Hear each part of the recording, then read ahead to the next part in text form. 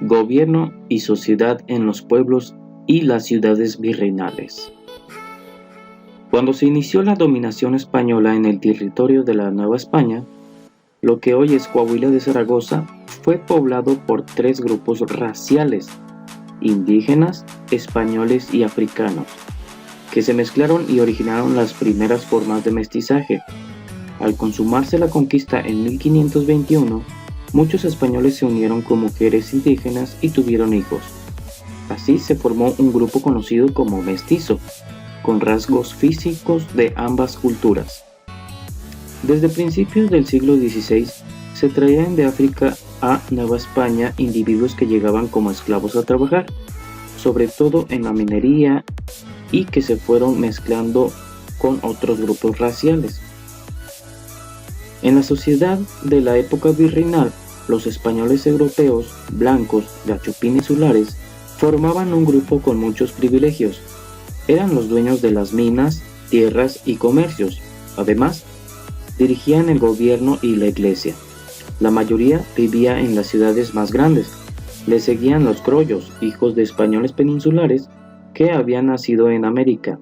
Se dedicaban principalmente a las profesiones de clérigos, abogados y oficiales del ejército. Tenían encomiendas, haciendas o ranchos de mediana o pequeña extensión y ocupaban puestos secundarios en el gobierno, aunque algunos eran más cultos que los peninsulares. Los indígenas legalmente no eran esclavos, pero sí explotados por los españoles en el sistema de encomiendas hasta principios del siglo XVIII, cuando se abolió. Sin embargo, existieron otros sistemas como el del repartimiento que continuaron la explotación. Los malos tratos, el hambre, las enfermedades y el cambio de regiones frías a cálidas hicieron disminuir la población con rapidez. Para evitar estos males, mucha población indígena se fue a lugares agrestes para vivir lejos del alcance de los españoles.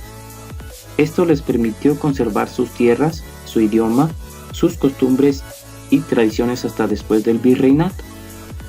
Los africanos eran esclavos en las minas, los ingenios azucareros, los talleres de telas y la servidumbre en las casas. A los esclavos se les ponían dos marcas con hierro caliente, una en el pecho y otra en el brazo. Sus amos los azotaban cruelmente, no podían ocupar cargos ni empleos en el gobierno ni recibir el bautizo de la Iglesia Católica. Los mestizos trabajaban en las minas, las haciendas y los ingenios. También eran parte de la servidumbre en las casas, al igual que artesanos, mayordomos, arrieros y pequeños comerciantes vivían en pequeños pueblos o villas.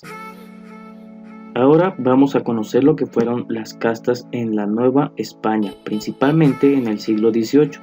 Se hizo una clasificación de las personas que nacieron de la mezcla entre los tres primeros grupos raciales: blancos, indígenas y africanos.